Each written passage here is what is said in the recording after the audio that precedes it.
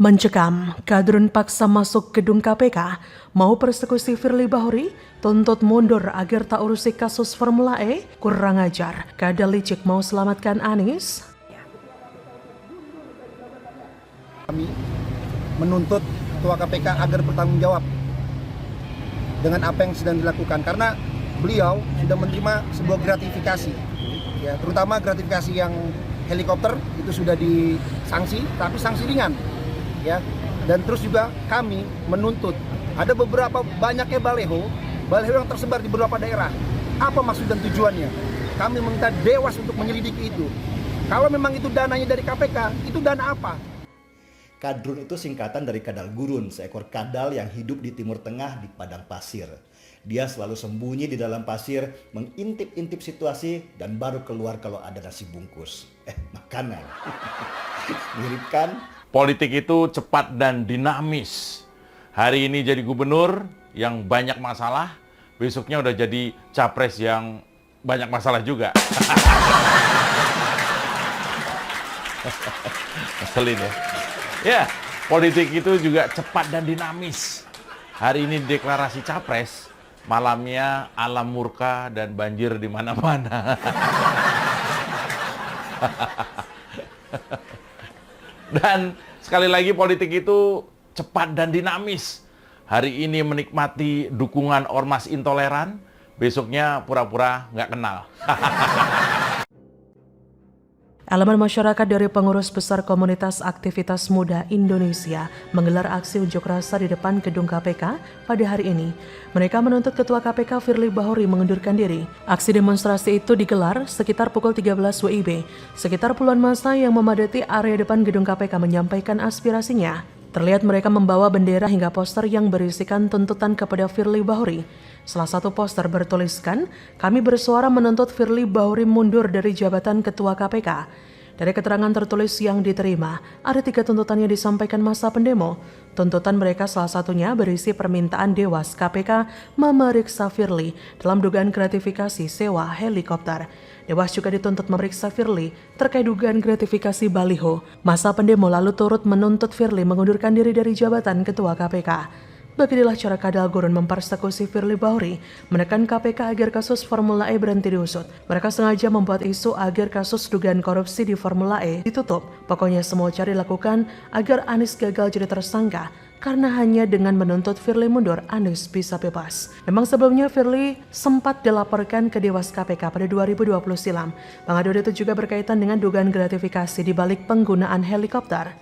Urusan itu telah diadili secara etik oleh Dewas KPK pada September 2020. Saat itu Dewas memutus Firly melakukan pelanggaran kode etik ringan. Saat itu sidang putusan Firly digelar di Gedung Anti-Corruption Learning Center ACLC KPK. Mulai pukul 9 WIB Kamis 24 September 2020. Sidang putusan ini merupakan tindak lanjut laporan masyarakat anti korupsi Indonesia kepada Dewas KPK soal adanya dugaan pelanggaran kode etik yang dilakukan Firly karena naik helikopter mewah. Sidang Firly pun digelar, Dewas KPK memutuskan Firly melanggar kode etik dan memberikan sanksi ringan dengan memberikan teguran tertulis kepada Firly. Hal yang memberatkan adalah Firly tidak menyadari perbuatannya terkait naik helikopter mewah itu melanggar kode etik. Sedangkan hal yang meringankan adalah Firly belum pernah dihukum akibat pelanggaran kode etik.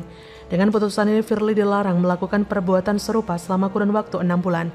Jika melakukan pelanggaran dalam kurun 6 bulan, Firly akan langsung mendapat sanksi yang lebih berat berupa sanksi kategori sedang. Dalam peraturan Dewas KPK nomor 2 tahun 2020 disebutkan ada 2 jenis sanksi. Salah satunya sanksi kategori ringan dalam bentuk tertulis seperti yang dijatuhkan kepada Firly. Firly Bahuri lalu memberikan respon dan meminta maaf setelah Dewas KPK memutuskan dirinya melanggar kode etik terkait naik helikopter mewah saat berkunjung ke Sumatera Selatan. Firly yang saat itu menerima sanksi berjanji tidak akan pernah mengulanginya. Namun hanya dengan masalah ini tidak bisa menekan Firly Bahuri untuk mundur. Saya yakin demo menuntut Firly mundur hanyalah sebuah pengalian isu agar kasus Formula E tenggelam. Sebenarnya para pendukung Anies ini bego-bego. Mereka menganggap bahwa Formula E lah yang bisa menjerat Anies jadi tersangka dan masuk penjara. Saya kira banyak dari kita juga melihat seolah hanya Formula E yang menjerat Anies. Padahal kalau mau dilihat banyak kok penyelewengannya. Dan tentu KPK tidak bego dan diam saja. Saya harap KPK di era Firly sadar dan membuka mata bahwa yang para kadrun ini suarakan hanya untuk menyelamatkan Anies dari jerat kasus Formula E. Jangan kasih kendor untuk KPK. Bagaimana menurut Anda?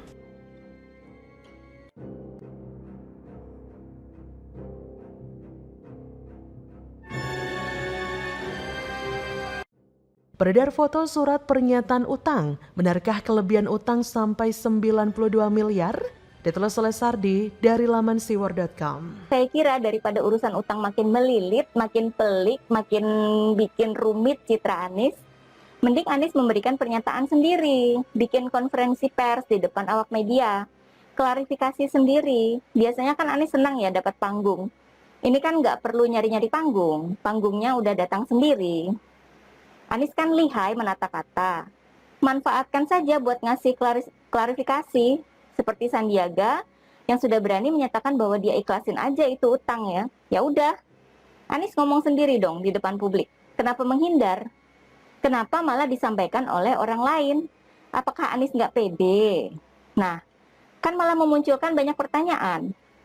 Kalau Anies tidak mau atau tidak berani mengklarifikasi sendiri. Kita tunggu ya, apakah Anies berani tampil di publik terkait soal utang ini, atau masih tetap nitip ke orang lain, atau gimana? Sementara menurut klarifikasi yang dikemukakan Anies, uang tersebut bukan berasal dari Sandiaga, tetapi pihak ketiga. Namun ia enggan mengungkap siapa sosok ketiga ini. Disebutnya Sandiaga hanya menjadi penjamin. Ia tak memungkiri jika kala itu banyak sumbangan yang diberikan beberapa pihak kepadanya. Kemarin heboh beredar sebuah foto yang diduga merupakan surat pernyataan utang antara Anies dan Sandiaga Uno. Ini masih diduga ya, karena belum ada kepastian apakah ini valid atau tidak. Tapi media sosial sudah begitu heboh, media pun sudah meliput. Ada tanda tangan di atas materai, jadi mari kita asumsikan ini benar. Nanti kalau ternyata ini salah, nanti baru dipikirkan lagi. Anggap saja itu benar. Ada 7 poin, mungkin ada yang bakal bikin kalian kaget. Salah satunya adalah utang bukan 50 miliar, melainkan sampai 92 miliar. Mengerikan ya, ini benar-benar parah kalau sampai ini benar. Ini namanya malah kelebihan utang. Waduh, total ada 3 kali utang. Utang pertama berjumlah 20 miliar, utang kedua 30 miliar, ketiga kalinya ada pinjaman sejumlah 42 miliar untuk keperluan pemenuhan kewajiban 70% dari total biaya kampanye putaran kedua Pilgub Jakarta yang totalnya mencapai 60 miliar. Jadi total pinjaman ada 92 miliar. Pinjaman ini muncul karena dana kampanye yang dijanjikan oleh Aksa Mahmud atau Erwin Aksa berdasarkan kesepakatan antara Aksa Mahmud dengan PKS dan Gerindra belum juga tersedia. Inilah poin menariknya. Pada poin ke-6, ia berjanji akan bertanggung jawab mengembalikan dana pinjaman ketiga 42 miliar jika dia dan Sandiaga tidak berhasil terpilih sebagai gubernur dan wagub DKI. Nah, pada poin ke-7, jika mereka menang pilkada, maka Sandiaga berjanji untuk menghapuskan ketiga dana pinjaman itu dan membebaskan dia dari kewajiban untuk mengembalikan dana pinjaman tersebut. Ini sebenarnya mengerikan dan Anies adalah orang yang berbahaya karena terlalu nekat. Untuk apa meminjam uang sebanyak itu? Padahal belum tentu bisa menang pilkada. Poin 7 itu kuncinya. Jika menang, maka Anies tidak wajib membayar kembali utangnya. Jadi mau tak mau dia harus menang. Ini seperti pertarungan antara hidup dan mati. Sebuah pertaruhan yang sangat nekat dan berbahaya. Dengan beban utang yang sedemikian besar memaksa dia harus melakukan berbagai macam cara untuk menang. Kalah bukan pilihan, kalah adalah kiamat. Bayangkan kalau sampai kalah, gimana Anies lunasi uang sebanyak itu? Asetnya saja tidak sebanyak itu kan? Mau kerja jadi apapun tidak bakal bisa melunasi. Makanya saya jadi paham kenapa Anies seolah diam saja ketika ada banyak politisasi agama, politik identitas bahkan selebaran dan spanduk intimidasi dan ancaman larangan sholatkan jenazah. Ini bukan menuduh, tapi Anies seolah diuntungkan, sangat diuntungkan malah. Dia diam terhadap segala bentuk intimidasi, persekusi, ancaman, dan hujatan kepada lawan politiknya. He needs to win. Dia harus menang apapun caranya, supaya bisa bebas dari jeratan utang maha dahsyat. Sekarang makin jelas kenapa di era Anies banyak sekali kasus kelebihan bayar, tak transparan soal Formula E, proyek asal jadi tapi boros anggaran.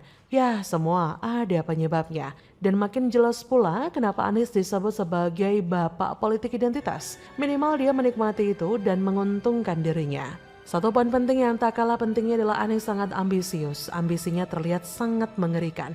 Demi ambisi politik rela meminjam uang sampai segitu banyaknya tanpa kepastian apakah bakal menang atau kalah pilkada. Ini tipe orang yang tidak mikir panjang. Yang penting gas terus. Ada masalah apa di depan? Nanti baru dipikirkan. Ya sudahlah, ini urusan internal Sandiaga dan Anies ya. Kita nggak perlu ikut campur terlalu jauh. Hanya saja masyarakat perlu tahu ini jika isi surat pernyataan itu memang valid. Masyarakat berhak tahu siapa Anies dan bagaimana cara manuver politiknya. Ada beberapa hal yang menurut saya janggal. Kalau menang, utang dianggap lunas. Bukankah seharusnya kalah baru dianggap lunas? Karena tidak ada pekerjaan yang bisa diharapkan untuk membayar utang. Meskipun secara logika nggak bakal bisa terlunasi sebanyak itu. Kecuali kalau menang utang dianggap lunas, Sandiaga yang rugi bandar dong. Keluar duit banyak, habis semua karena tidak diganti. Sudahlah, biarkan saja. Yang penting jangan lupa Anies terlalu nekat. Tak terbayang pilpres nanti. Senekat apa Anies nantinya? Bagaimana menurut Anda?